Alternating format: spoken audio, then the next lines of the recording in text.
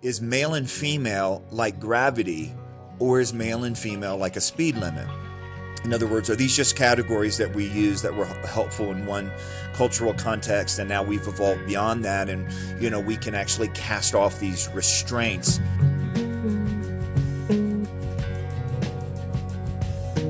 Today's podcast episode is with John Stonestreet, who is the president of the COLSON Center for Christian Worldview. He's the daily voice of the Breakpoint radio broadcast, which is on hundreds and hundreds of channels all across the United States and actually around the world every day, giving a biblical perspective on cultural issues. So I've known John Stonestreet for a long time, a couple decades, and every time we talk, the conversation goes deeper than I ever thought it could, and often to a place that I did not think it could go. I hope that as you listen in, that you will be struck by the reality of the challenges of these times, the terrifying challenges of our time that seem almost unsolvable. And at the same time, struck by the realization that there has never been a better time to stand for truth with courage. Please welcome John Stonestreet to the show. It's fun to have this conversation with you. Again, I always love talking about issues. Last time we met, we were in a temporary studio. You came over to the studio. We had a chance to talk about a lot of things. Give us a quick update on what's going on at COLSON Center. We love you guys and what you're doing. Well, listen, the COLSON Center God has been really, really good to us, and it's really exciting to be able to help people just make sense of the cultural moment, and that's really kind of our thing on worldview. There's we want Christians to have a usable worldview, especially Christian parents, Christian teachers, Christian educators, Christian adults, and their calling. That basically this is a lens through which to understand what's happening in the culture right now. There's a way to do kind of worldview philosophically, and there's a way to do it apologetically, and those are really, really important. A lot of us, though, are just dizzy. I mean, man, things that were unthinkable yesterday are unquestionable today. If you were the bad guy yesterday, you're the good guy today, and it is happening so fast, and it's so out of control that it can just really be disorienting for a lot of us. So that kind of acute pain points, I guess, is a plural there that culture brings. That's what's happening. So yeah, just really excited for the opportunity to do all this. One of the things we're super excited about, Jeff, is just the Colson Fellows program, which of course is a 1-year deep dive in Christian worldview that Chuck Colson started. I mean, the demand for this, the desire to get more training, and I think it's because of those acute pain points, has just exploded. So, we've got 1,300 Colson Fellows in 60 cities and 46 churches that are going through a deep dive on how to think about the world through a Christian worldview. The fact that many people want to is super encouraging to me. The fact that they're actually spending the time and the money and the energy to invest in it is all the more encouraging. And just for those who haven't been familiar with the Colson Fellows program yet, when you hear someone is a Colson Fellow, that means that they have read, studied, dialogued, written, developed curriculum around applying a biblical worldview to some particular area. It's sort of like a postdoctoral fellowship in Christian worldview for those who are already in not necessarily academics or theologians, but just people who are in the workforce, somebody who runs a business, but who feels like I really have never thought through what a biblical worldview of business is, or someone who's a teacher in a school who thinks, I've been teaching physics for all these years and never really thought about, other than just, a half-hour segment on intelligent design, how a biblical worldview relates to this.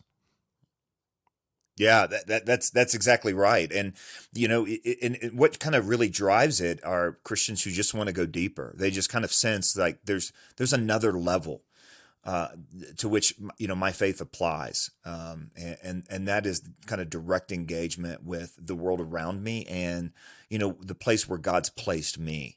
And, Yeah. and I'd say, a new innovation in this program has been the church affiliate. We have programs in 60 different cities. And then this past year, we launched programs that actually allow churches to host this inside their own walls. And of course, the whole thing we need to see with churches is for them to go, inside out. In other words, not just be kind of a come and see, come and look what's happening here sort of place, but here we equip and now we'll send you out. And we like I said, I think it's about 46 churches right now. Some of them multi-campus churches that have just said, we're going to lock in on this, and this is going to be a leadership development program for us. And I look at those opportunities and just really blown away, because we want to partner with the church as much as possible. Yeah. Yeah. I love it. I'm so grateful for that. And what's the best website for somebody who's watching this and says, I think I'd like to check that out? Yeah, just colsonfellows.org for that program. And then just to find the rest of our content, breakpoint.org is the best website. Yep. Yeah. Okay. I'll give that again, everybody, when we get to the end of the show and I do the wrap. But John and I today are going to chat through something that we've been talking about on this show occasionally. It is an issue that is sort of in the minds and the hearts of a lot of people right now. Colson Center has been leading the way and telling actual stories of people wrestling with this issue, and that is the issue of gender ideology. So we talk about we use the term transgender, which is it's an ideology laden term, right? Because by using the term, we assume that gender is somehow different than sexuality, and that it's actually possible to change from being a man to a woman or what have you. So this is an issue that a lot of people are talking about. But John, I think that there are a lot of people who say, look, this is just a boogeyman of the right. You people are just making stuff up and making it worse than it really is, just because you want to keep everybody upset. I'm curious what. I think it was Rod Dreher who said something. He coined this phrase, like the law of merited possibility, like it'll never happen, and when it does, it'll be your fault, you bigot. And this is kind of what's happening in this. I'll give you two vignettes that I think are front and center on why this is not just a fabricated thing. One's a personal one, one's a cultural one. So I just wrapped up at the end of 2022 coaching my son's 5-year-old basketball team. I don't want to brag, but I did win Coach of the Year for that, and there was only 2 of us, but I won it. Okay, so I who voted? The 5-year-olds? I don't know.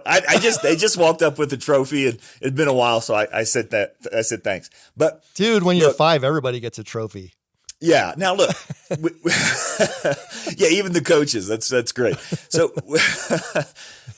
this is 5-year-old. So it's just Pee Wee League. It's a co-ed league. So there's boys and there's girls, and there was one little boy who was the smallest boy on the team, and he showed up late on the last day of practice. Really liked this kid. I met his moms, plural, on the first day of practice. And just prayed that, at the start of the season, they wouldn't Google me, because that would make the whole coach-player relationship awkward. They didn't. Very nice people. Last day, their son shows up late and jumps in the layup line.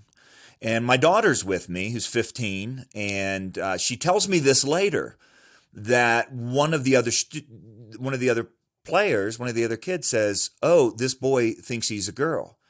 And another kid says, "Oh no, he's a boy." And the boy himself says, "A boy can be a girl and a girl can be a boy," and looks at my 15-year-old daughter who's helping me out and says, "Isn't that right?"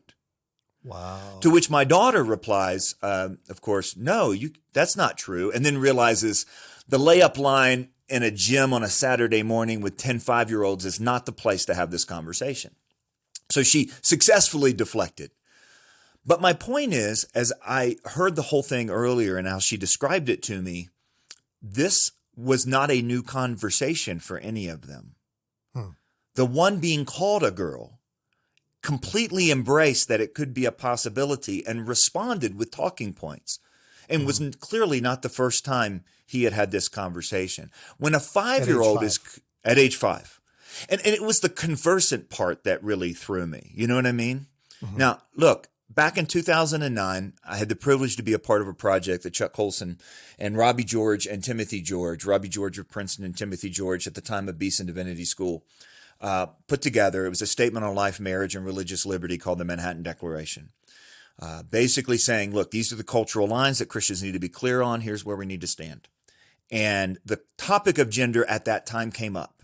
And it was universally decided upon that although that confusion on this was really important to counter, it was such an obscure issue. It was such it would distract from what really mattered at the time, because the gender conversation just wasn't important. And that was in 2009. Jeff, Wow. that was yesterday. Yeah. And now we go from it is basically rejected out of hand by everyone in 2009 to a 5-year-old is conversant today. That happened in a decade.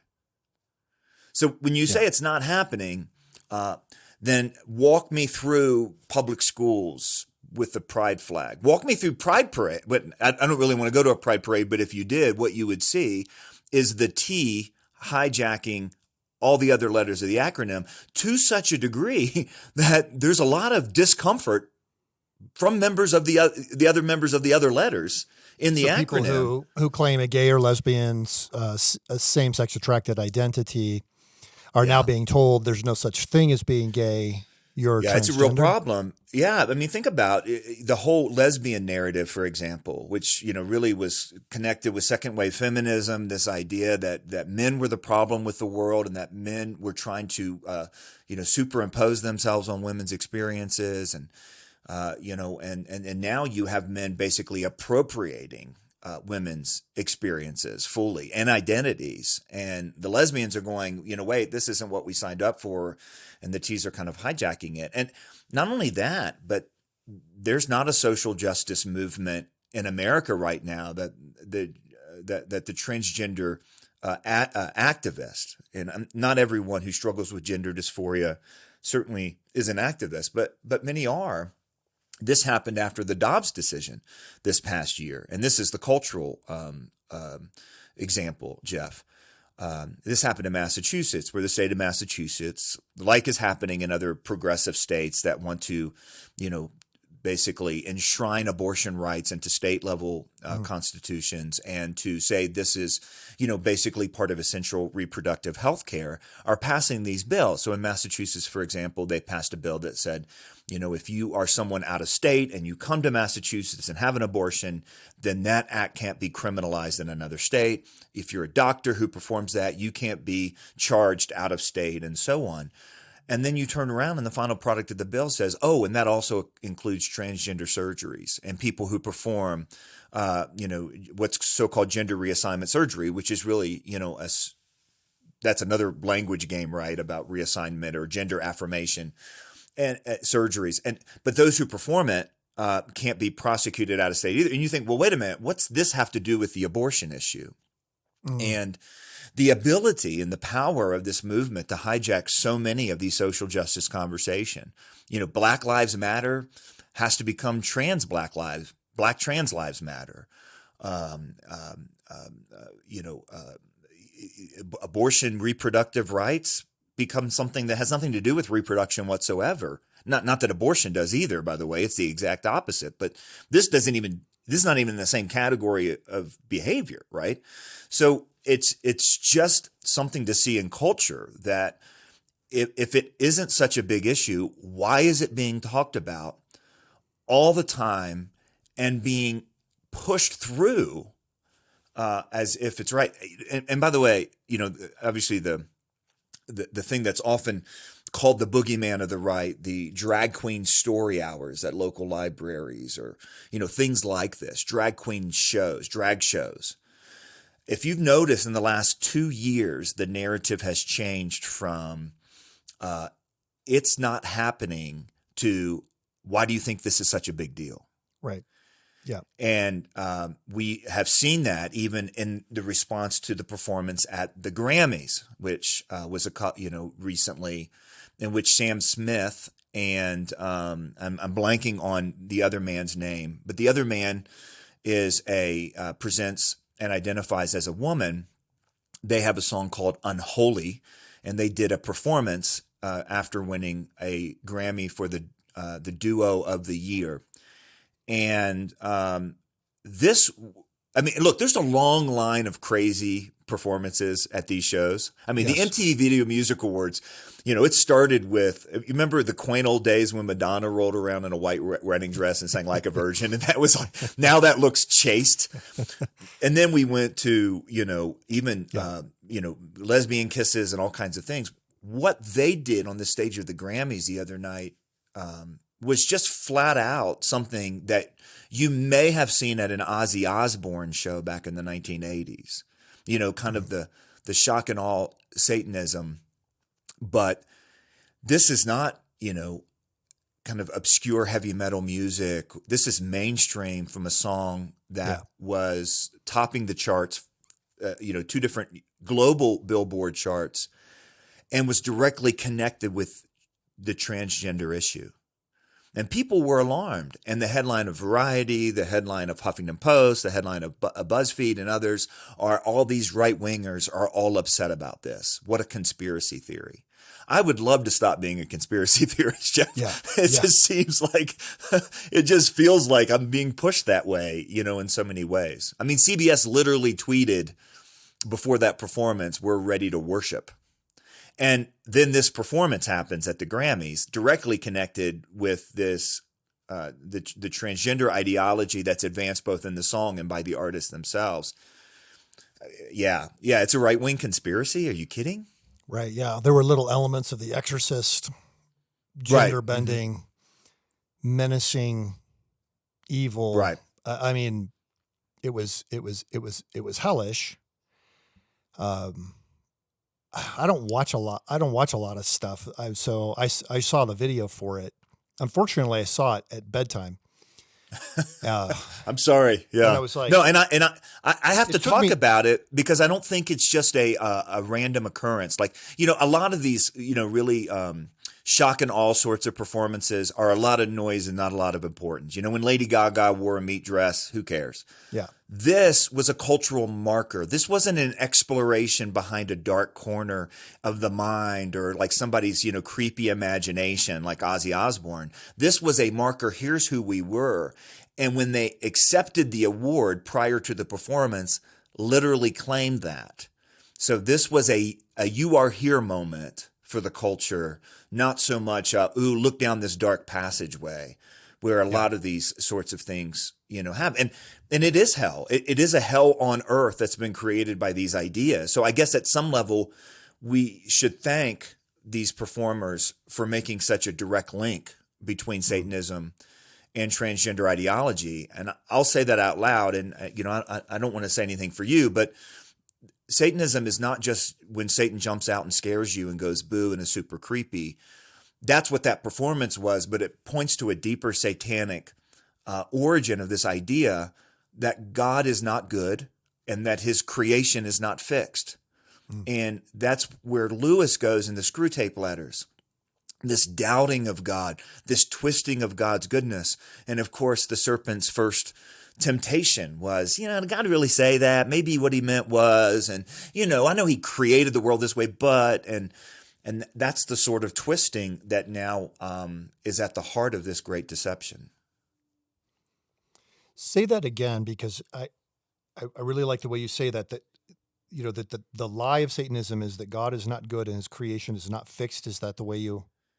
Yeah, that's right. That the world, that we are actually the creator.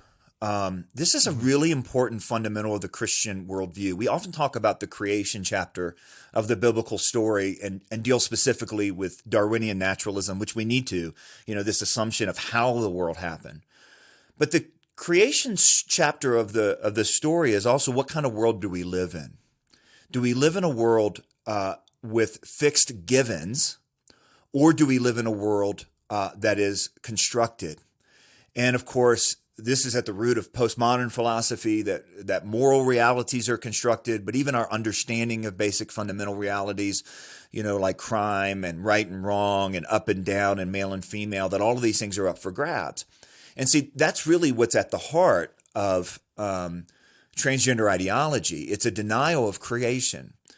In other words, is male and female like gravity, or is male and female like a speed limit? In other words, are these just categories that we use that were helpful in one cultural context, and now we've evolved beyond that, and we can actually cast off these restraints? And notice the restraints. I mean, gosh, remember the good old days when the restraints we were trying to cast off were just the ones about right and wrong?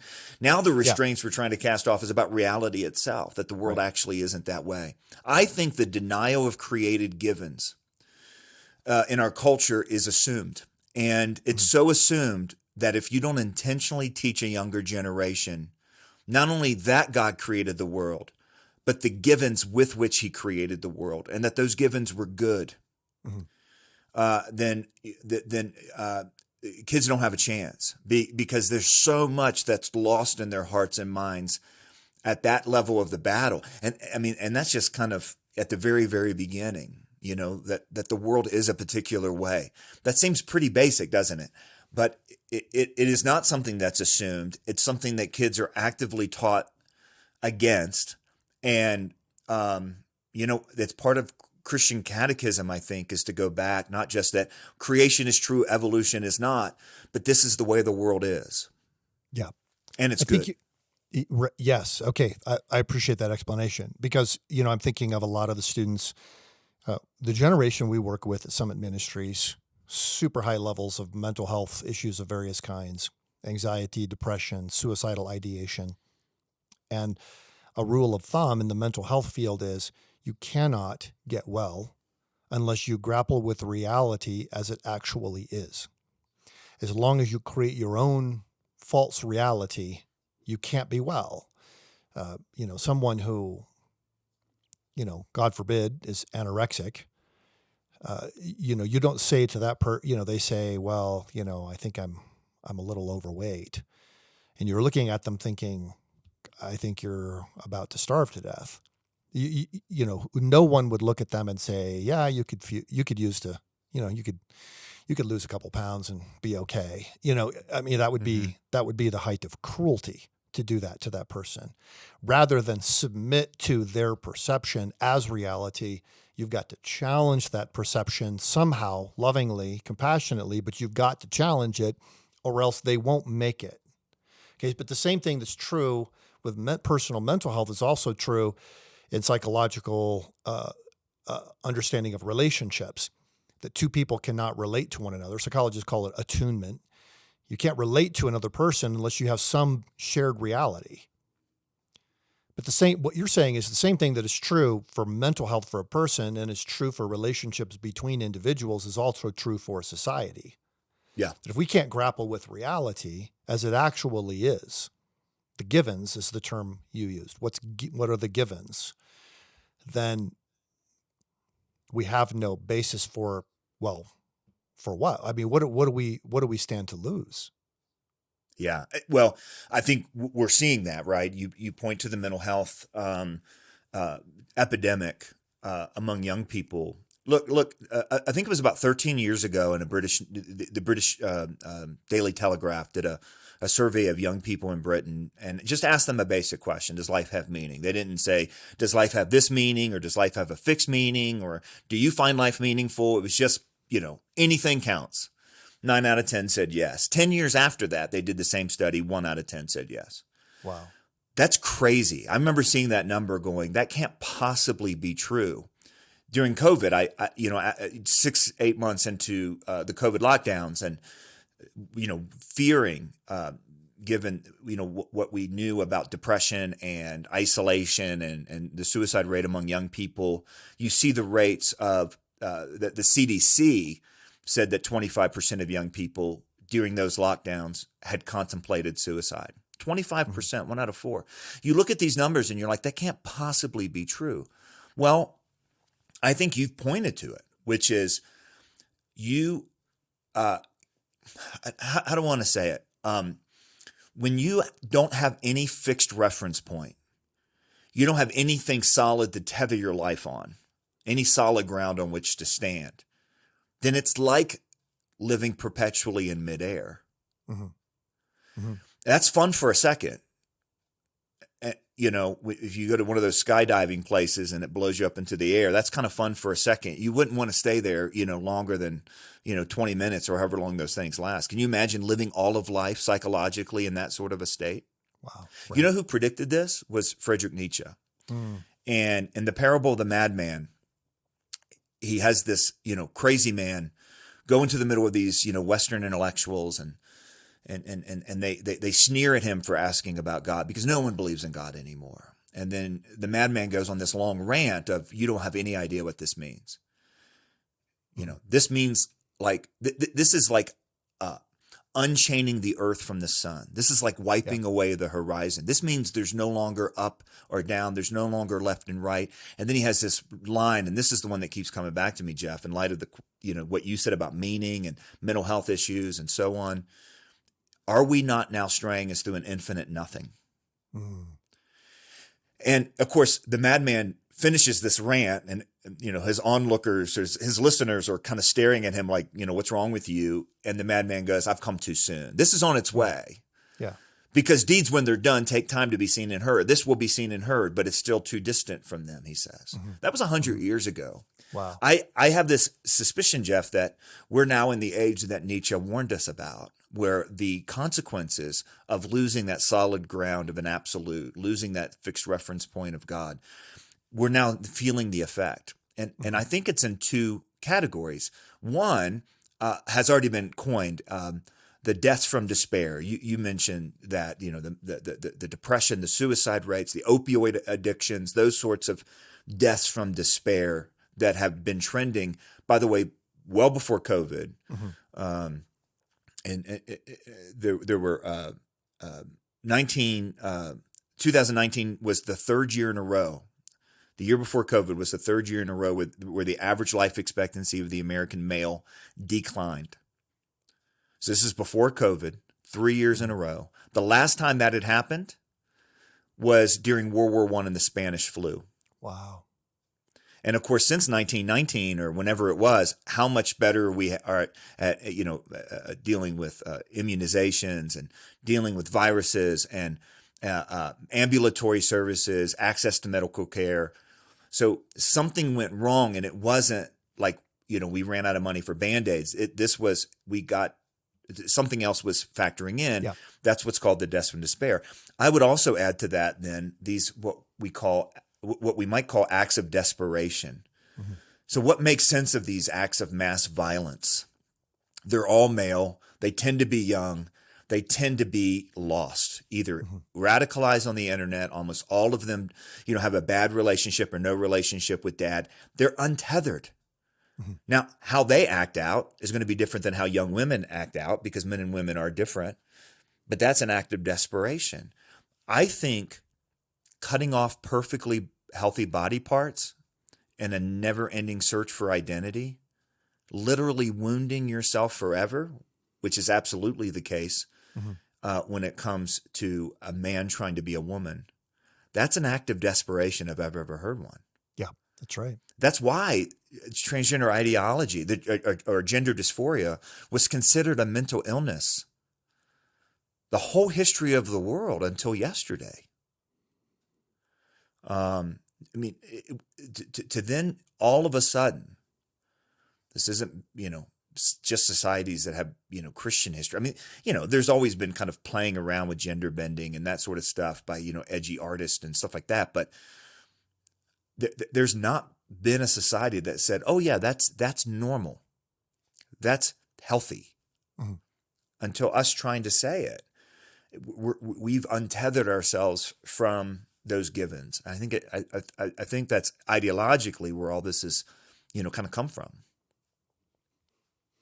Well, one of the guests we've had on the show talked about the relationship between childhood trauma and gender dysphoria, what's commonly thought of as gender dysphoria. and there is there's a sort of a worksheet that you can go through. Do you have this or that? And if you get a certain number of them, then your diagnosis is gender dysphoria.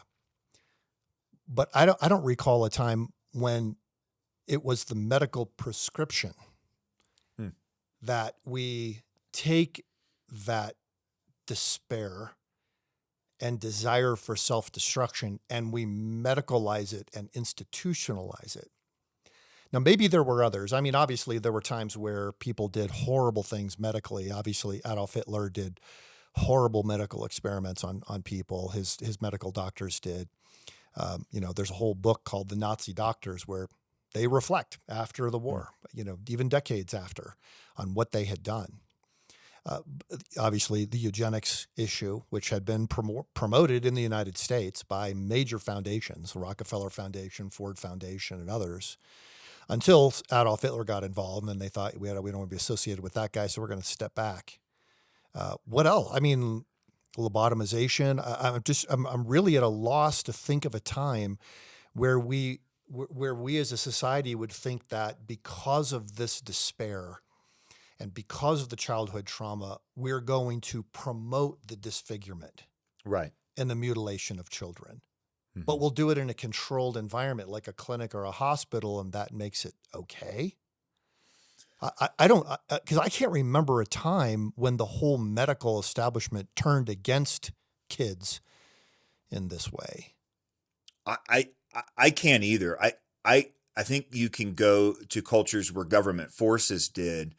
If you look at those that were hijacked by paganism and advanced child sacrifice, or child prostitution, as kind of a state policy. Obviously, we're talking about pagan societies. Even in a case, for example, of a lobotomy, you're trying to, even though it was a horrific process and terrible and ended up being just kind of an act of violence and abuse, you were still trying to bring someone who was out of touch with reality back in touch with reality. You weren't basically normalizing the pathology like what happens here.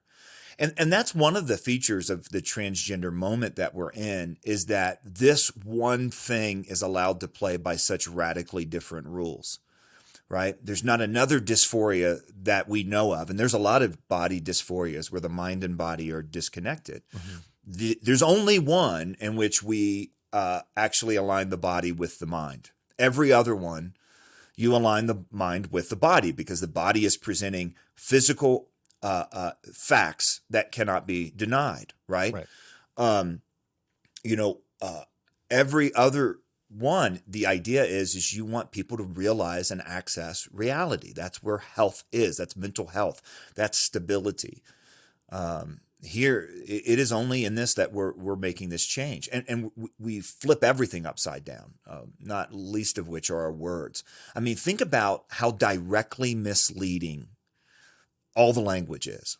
So if someone, a counselor, a parent, a pastor, tries to help a young person who is struggling with gender dysphoria come to grips with who they are as their bodies and to re-embrace their sex, that's called conversion therapy. Right. If a doctor then that actually affirms someone in a dysphoria or a delusion, that's called affirmation. And in other words, you're pushing them to actually physically transition. That's affirmation. Yeah. There's just no other area where we just have word, where up means down and left means right, and health means sickness, and dysphoria means stability. I mean, there's just we treat this by its own set of rules.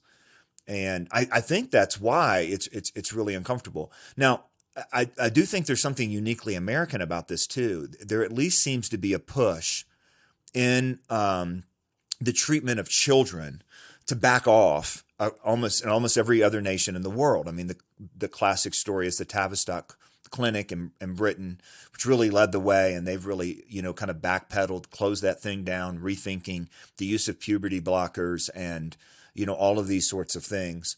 But in America, it just kind of goes and pushes straight ahead.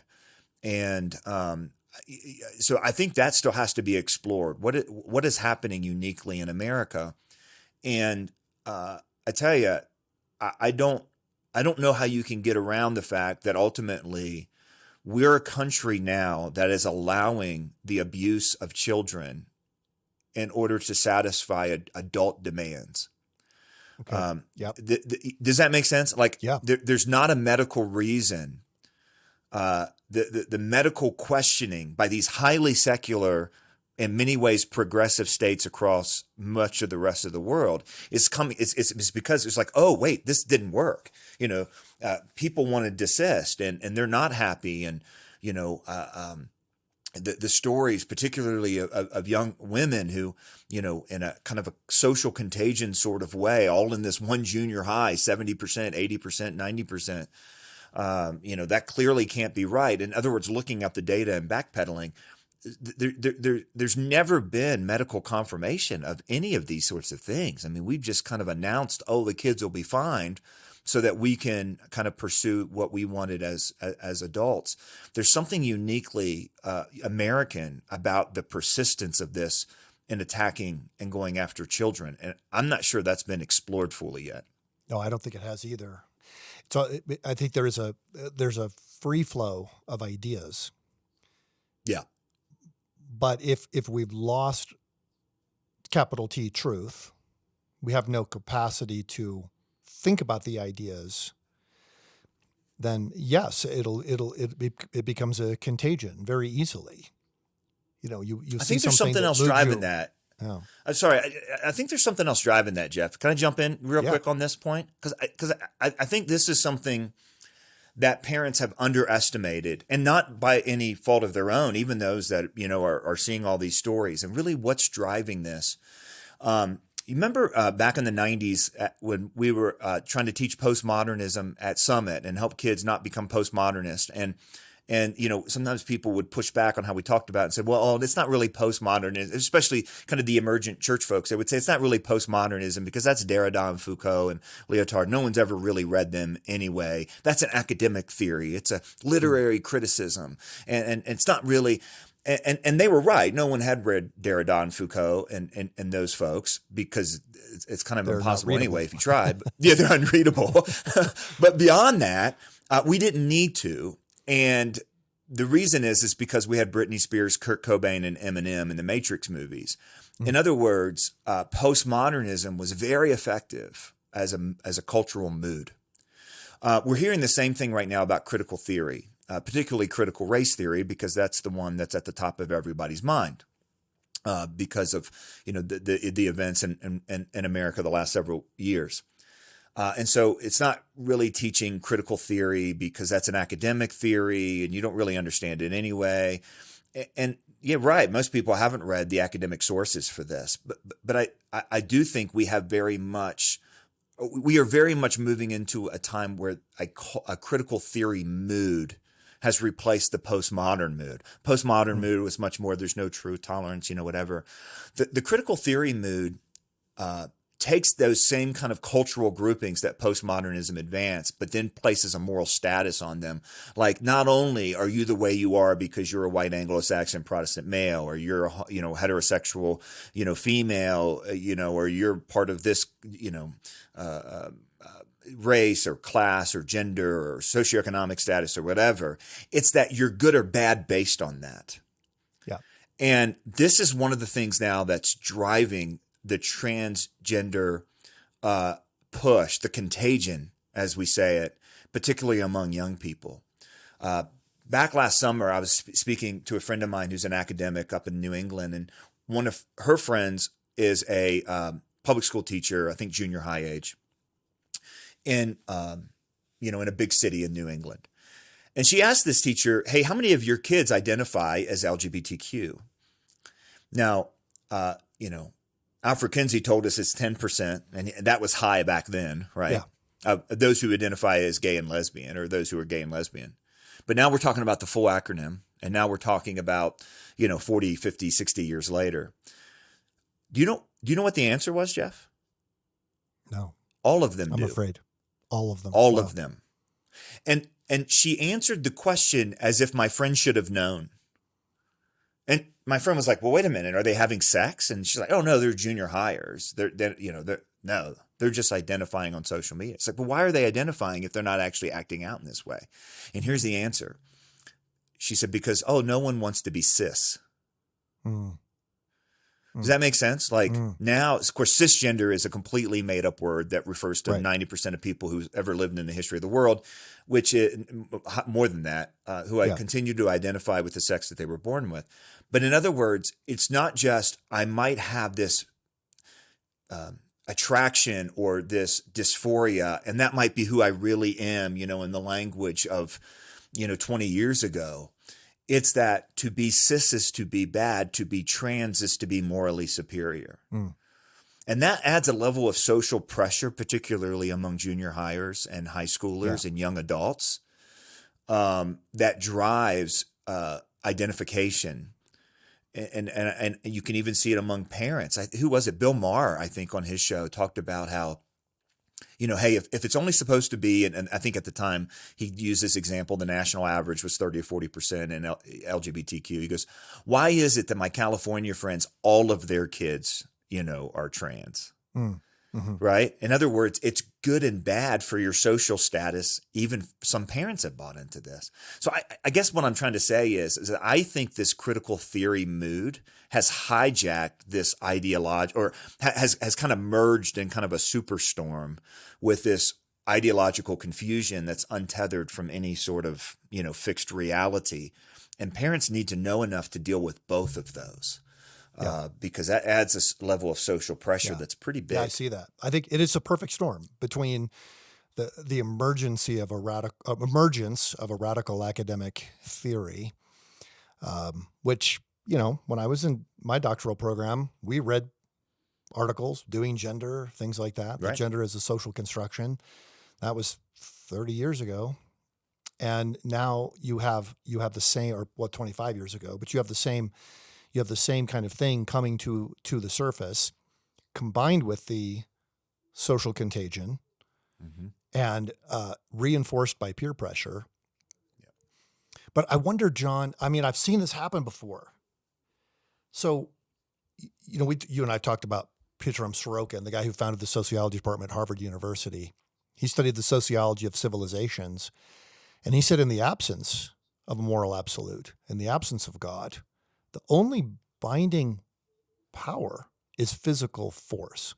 That's all that you have left.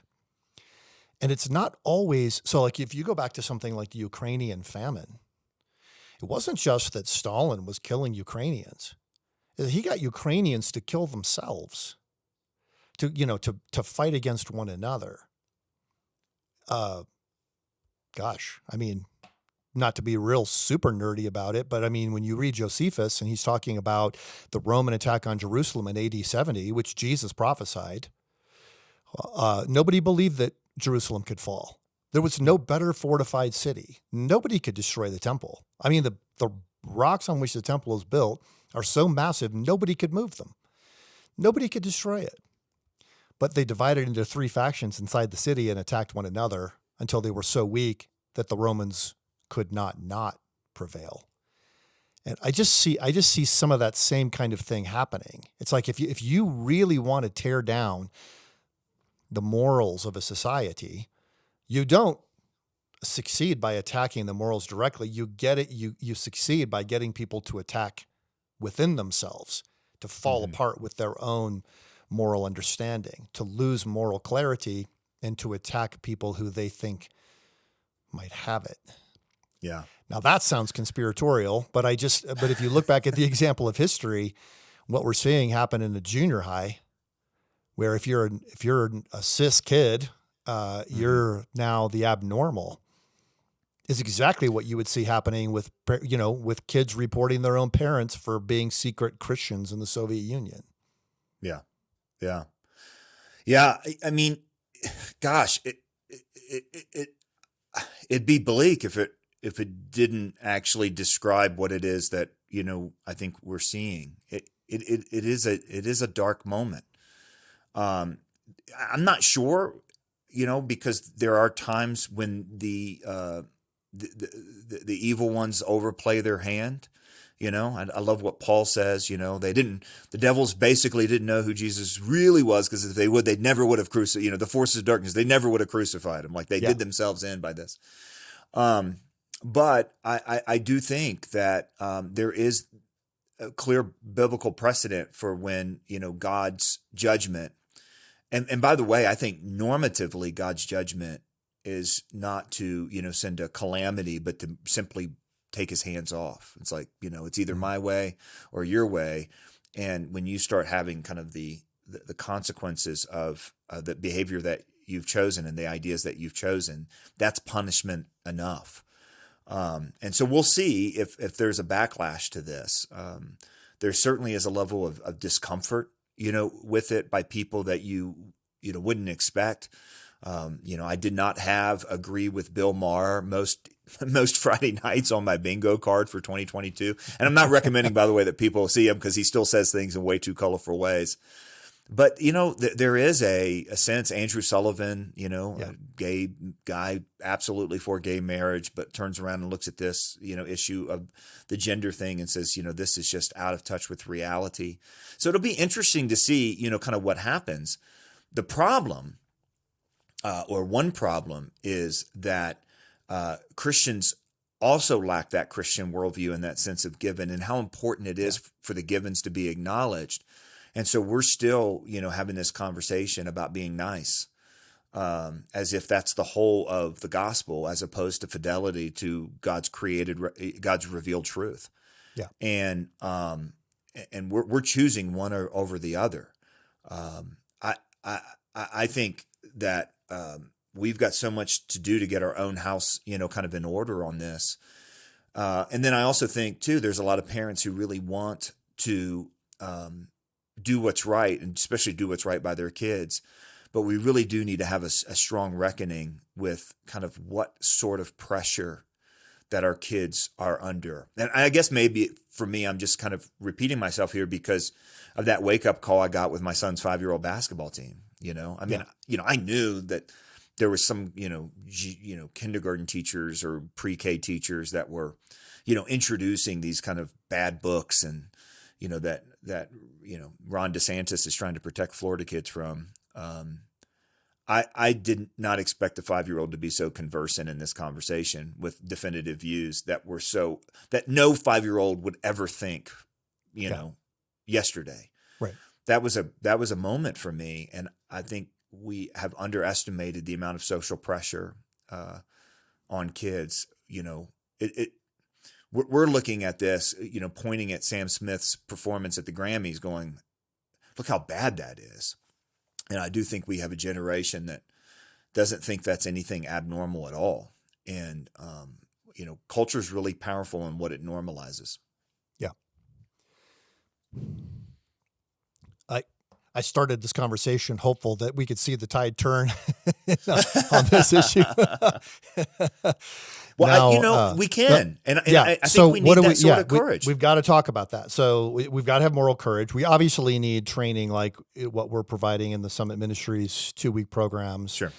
To get young people into a place where they can converse with, ask all of their questions of dialogue with, learn from people who can reorient them to the truth. But what? Well, don't downplay that. I mean, look, I'll just tell you my experience now teaching at Summit for a lot longer than I would care to admit. I still think of myself as young, but I think I'm pushing 20 years now, doing this, and to one degree or another. Probably the last 10 years talking about marriage. 10 years ago, I was talking about marriage to a group of kids who largely agreed. Most Summit sessions, and these are great kids. They're smart kids. They care. They love. They love the Lord. They want to be clear on this. But the best ones haven't really thought this through about marriage and how it relates to God's created realities. And there's a bunch of there's always in sessions people who disagree. Either they've been influenced by progressive Christianity, or they are at the Summit as cynics and skeptics themselves. And there's not very many places like Summit where, and I know I've committed to this. I don't ridicule anyone. I don't make any snide jokes. I don't cover anything up, and I don't pull punches. It is a direct, straight conversation on this is marriage. Yeah. And it is something that most of them, even the most well catechized kids, some of them have, it's just never been part of that. And I get it. I mean, you go back to all the historic creeds that were founded in the history of the church. None of them deal with anthropology and the image of God. It's almost like that stuff was just kind of taken for granted. Nobody was really questioning the existence, much less, the reality of the human body as male and female. So there's a level to this catechism that has to happen, this process of catechizing the next generation that has to involve all this stuff. And Summit does it better than anybody as a partner, with parents. And I do think, though, as well, that the key thing is when adults are just going to stand up in that same sort of matter-of-fact, straightforward way and tell kids the truth. Mm-hmm. I think too many parents are